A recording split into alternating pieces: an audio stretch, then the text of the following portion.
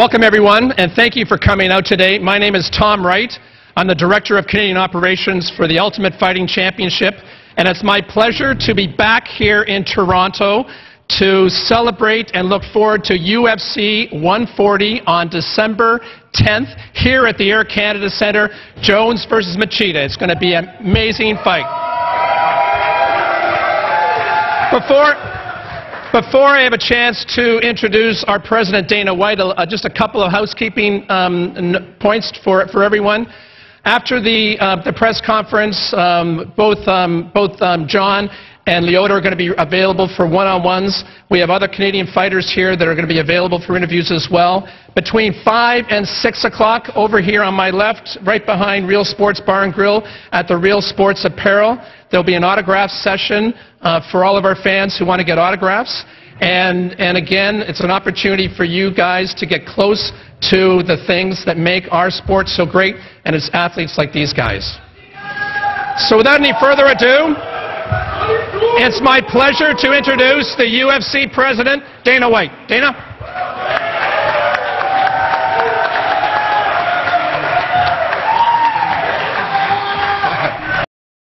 Toronto. Good morning, everybody. Thank you for coming. We appreciate it. Glad to be back up here. Told you, if the weather wasn't so bad up here, I'd live here. Who's got the first question? Where you at? Joe.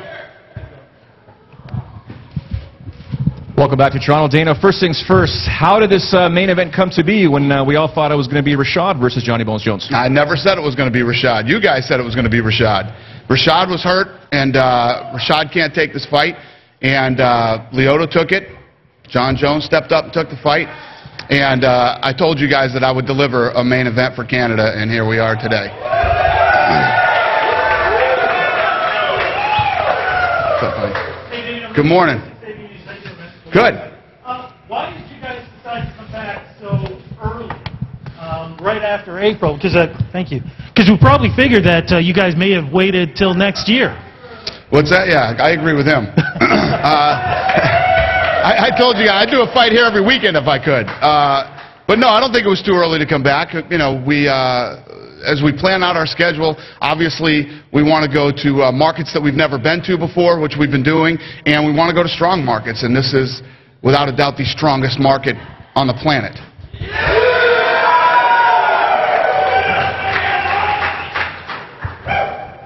Hey, Neil. John from the Canadian Press. Welcome to Toronto. Thanks, Neil. Your last two opponents, though Rashad didn't turn out to be one, there was some nasty words exchanged. This one promises to be a more respectful affair, one would think. Is that the way you see it? Could you tell us what you think of Lyoto? And did the sort of war of words from other opponents, Rampage and Rashad, bother you? No, it definitely didn't bother me at all. If anything, it educated me on how to become, a better professional and how to deal with a little more adversity. I would prefer each fight to be a little more respectful. It is martial arts. But, I'm okay with the other side of it, too. I understand that there's two different, fan bases. Some people like, more of that warrior spirit and more of that discipline and honor. And other people like, a little more of that cage fighter. I'm going to knock you out type stuff. So I'm getting more comfortable with both of it. And, it is what it is. Dana, why the decision to do it here at the Air Canada Centre as opposed to down the street, again at the Rogers Centre, based on the success that you had in April, pretty much breaking every record known to man in UFC history, and at the Rogers Centre itself with 56,000 fans? Well, then I'd have to go back to what he said. Maybe we're a little too early for 55,000 again. I don't know. We'll see how this goes. But we felt that this was the right move.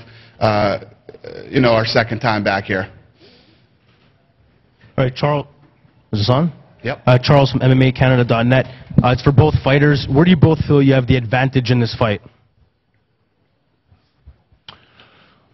Where I feel like my biggest advantage will be is my youth and versatility and the way that I approach the sport.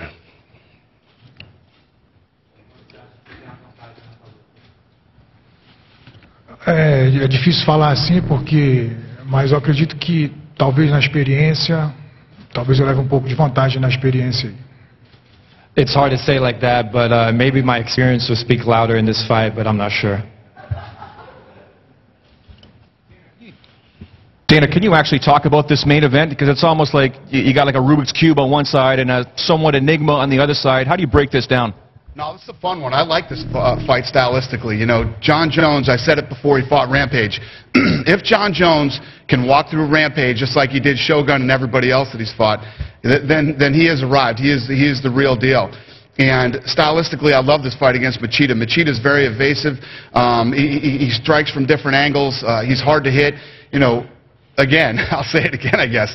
If John Jones goes in and runs through Machida like he has everybody else, you know, the sky's the limit for this kid. I know that, you know, then he's got the Rashad fight after that. You know, Rashad claims he's got his number and has him figured out from training and all these other things. So we'll see. I mean, John Jones has looked phenomenal.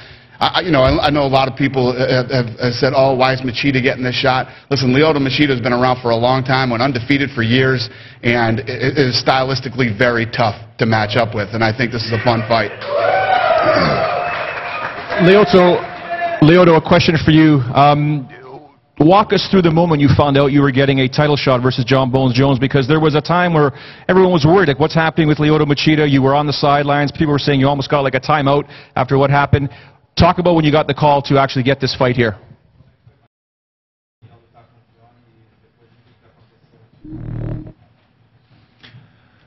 Foi uma surpresa para mim, na verdade, né? Mas assim, eu sempre acreditei que as coisas acontecem não por acaso. Então, para mim, assim, eu sabia que tudo isso era um business, realmente. Eu acredito que o UFC não, de forma alguma, estava alguma represália contra mim. E fiquei muito feliz. It really caught me by surprise, but I'm a guy that believes that everything happens for a reason. You know, this is a business, but I don't feel at all that the UFC had anything against me, but anything that happened, and I knew my time would come.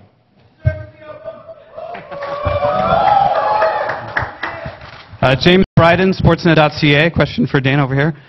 When this event was announced, there was a lot of speculation about what would be the main event, and fans were very vocal on Twitter, social media, about what they hoped to see. Because of the fans, because of Toronto, did you feel any extra pressure to make sure that it was not just a great matchup, but a title fight? Well, everywhere we go, I always want to put on great matchups, and you know, it's funny because every single time we go on sale somewhere else, and everybody's like, "You better deliver here. You better deliver." When don't we deliver? You know, we always deliver. You know, the best fights that are available, we do the best we can. Even when guys fall out, you know, which is going to happen in this sport. It's a contact sport. These guys train hard, and even when guys fall out, we always replace it with a fight that was just as good or sometimes better than the original fight we had. So, you know, one of the things that we always do is try to deliver. And obviously coming back to, like I said, the biggest market on earth, we wanted to bring a great card here.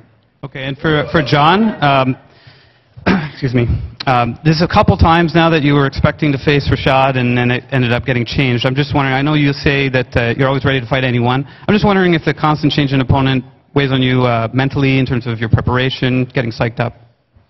No, not at all.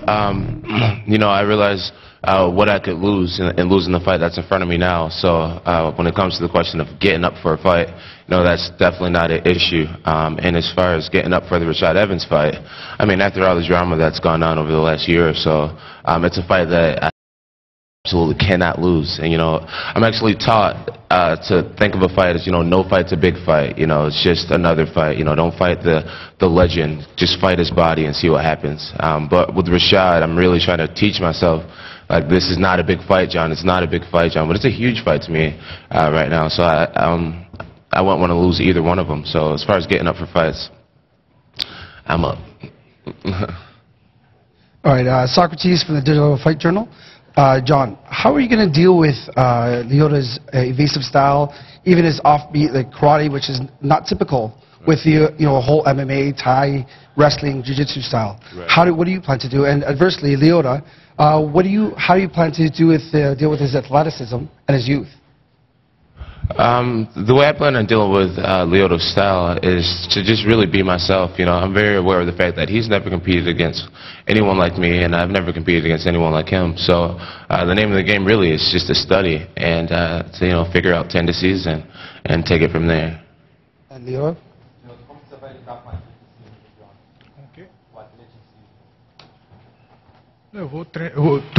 Com certeza no dia 10 de dezembro eu vou estar muito bem preparado fisicamente, né? E eu acredito que eu tenho que tentar superar isso também com a técnica, né? I guarantee that on December 10th I'll be very well prepared and I can overcome his athleticism with my technique.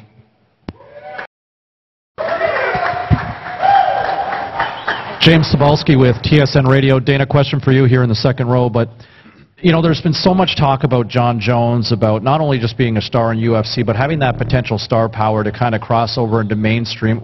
What's impressed you the most about John from what you've seen, particularly over the last year? Well, to be honest with you, I've said it many times, this guy is the whole package. He has everything. But the thing that's impressed me the most is that at such a young age, taking on these big names and beating them the way that he has. You're talking about guys like Shogun and Rampage, guys that have been around forever, and even guys that are respectable. I mean, he might not be a household name, but Vladimir Matyushenko, when he beat Matyushenko, I was blown away by how he had done it. And the fact that he's this young, thinks he's, is expecting his next fight to be Rashad Evans.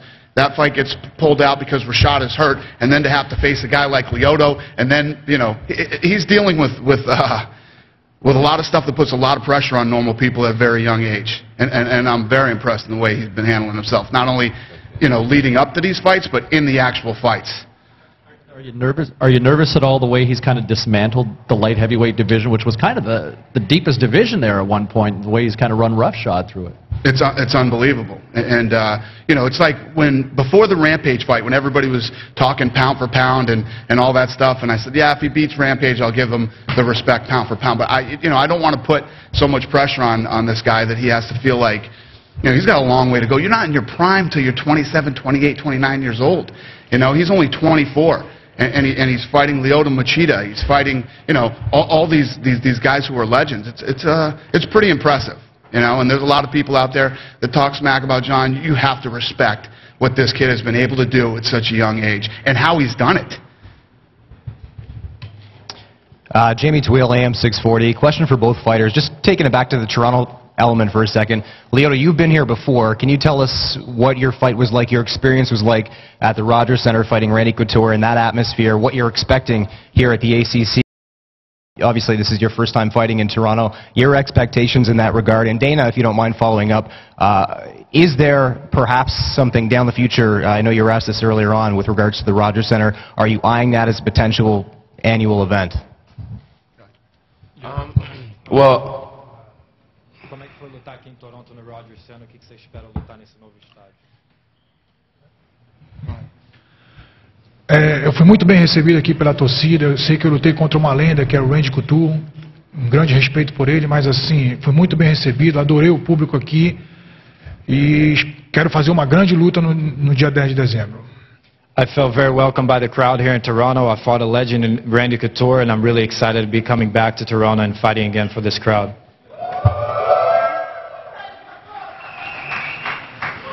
I haven't gotten a chance to fight here yet, but I've been coming here for many years, training with George and things like that, and I'm really just honored to fight in front of you guys. It's very obvious in the MMA world that Canadian fans are the most enthusiastic and most passionate about this sport, and where people say Vegas is the mecca of fighting, I really look at Canada as the mecca when it comes to our support base. So I'm honored to give the people what they want, the people who want it the most. So thanks for having us. True, I agree with what he said, and yes, we'll do another massive fight here when we have the right fight. Like I said earlier, and like he just said, Vegas, it's funny because Vegas has always been known as the fight capital of the world. Well, in our sport, Toronto is becoming well known for that. So, yes, we'll do another major fight here and do it like we did last time. Dwight Wakabayashi, Bleacher Report MMA. John Jones over here. Welcome. I know you've been fighting a long time, but you haven't been champion a long time. Are you finding that part of the job is taking over a little bit more, and how are you doing with balancing that out? And also, do you feel like you're getting to the prime of balancing both of those things, the fighting and the outside? Yeah, definitely. I feel as if I'm starting to be able to handle it pretty well and balance it out pretty well. You know, when I joined the sport, I always envisioned wanting to be the best and trying to be the champion. So I just tried to, you know, learn to like carry myself and think in that type of light as if it was already so, but even before it happened. So now that I'm here, I have this feeling as if, you know, I'm right where I'm supposed to be and right where I've worked to be. So I feel comfortable with everything that's happening.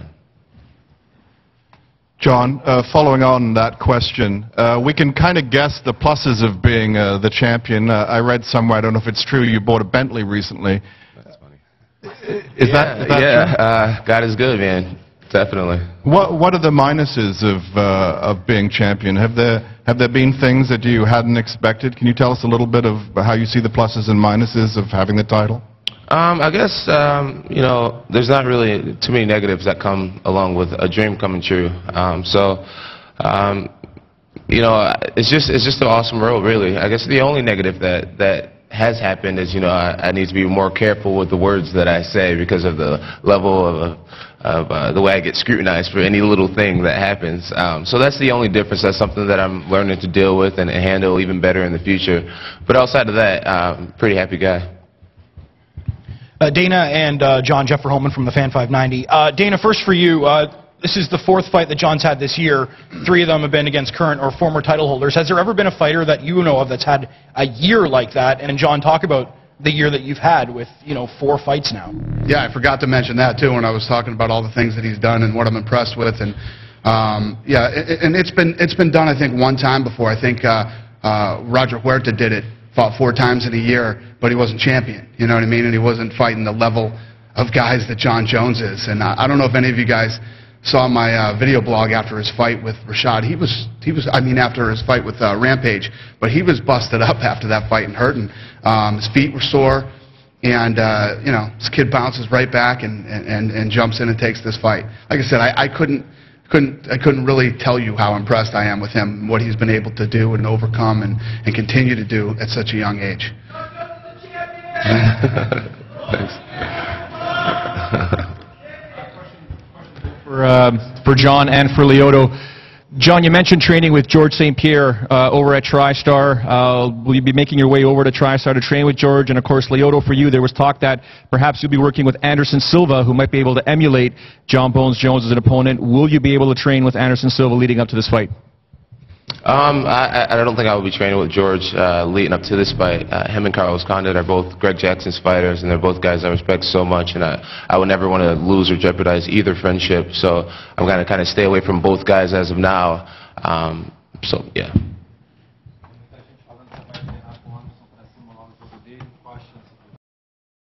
O Anderson, ele inclusive me telefonou já, falou que quer ir lá na minha cidade, porque ele disse que gostaria muito de passar algumas coisas para mim e tudo, e eu estou esperando isso para que a gente possa, né, somar aí. Yeah, Anderson's already called me and told me he wants to come out to my hometown and train with me, show me some things, and I'm just waiting for that to happen.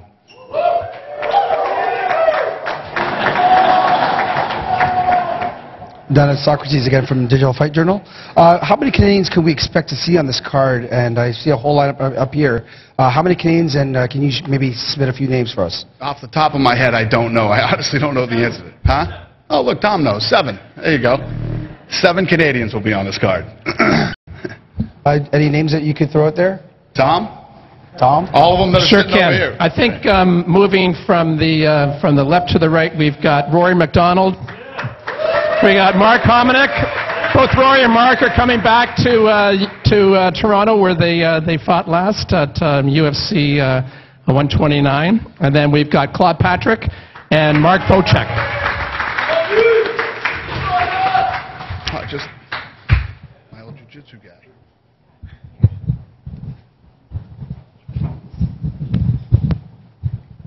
Hi, Rudy Blair, 680 News again. Because huge fan of Mark Hominick, when and how does he get a rematch?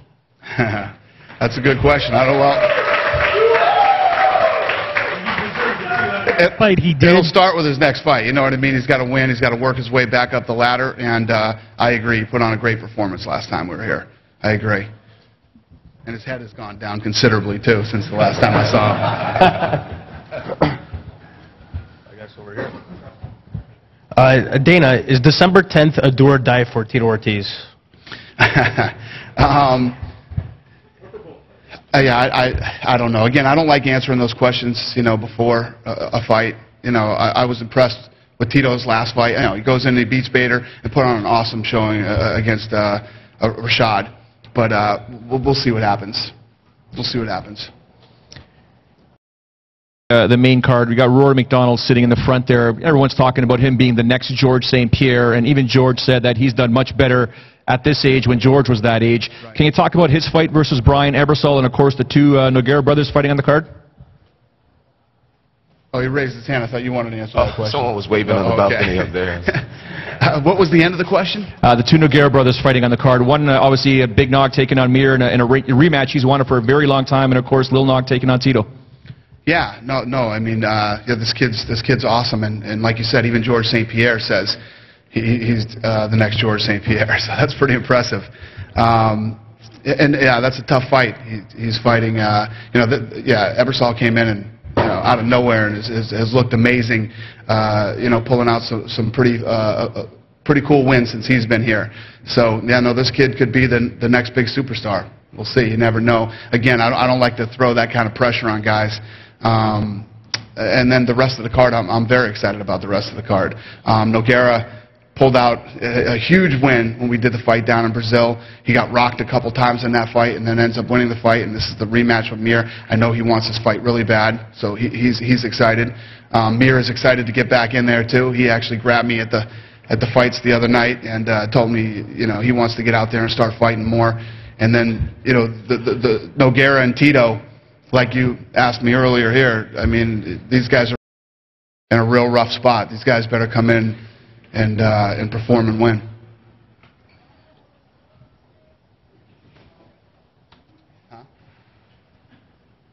Yeah, I guess, is that it for the media? Any other questions?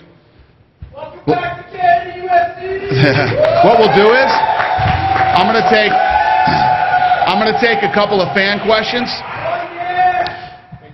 Make sure you don't make the questions about tickets or anything like that. I'll be tweeting tickets when I come back up here. Hi, Dana. Hi. Thanks a lot for coming here.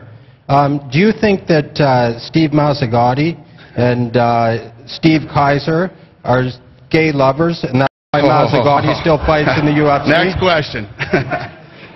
Come on, you guys. We're on TV here. An appropriate question, yeah. So once Jones takes care of Machida and Evans, do you ever foresee him taking on Anderson Silva at light heavyweight? You asking me? What'd you ask me? Last guy threw me off there.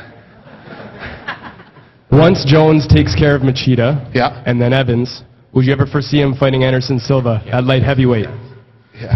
Yeah, that's the thing. He just said, what he just whispered to me, he said, can't look past these guys. He's got 2 tough fights ahead of him. And then, Anderson's going to continue to fight. He'll probably end up fighting Chael Sonnen. And, they've got a lot of tough guys in front of them. So we'll see what happens. We'll see what happens. I know everybody loves the idea of a super fight. But, again, the thing you got to understand is what I said earlier. John's 24 years old. He's got some business to handle in the light heavyweight division without thinking about Anderson Silva right now. Hey, Dana. What's up, buddy? Big fan, man. Thank you. Oh, yeah. Love the sign, man. This one's for Jones and Machida. It was rumored that Steven Seagal asked if you wanted to train with him, John, and you said no. Do you feel that would be a disadvantage to you, knowing that Lyoto trains with Steven Seagal? That's a good question. Smart kid.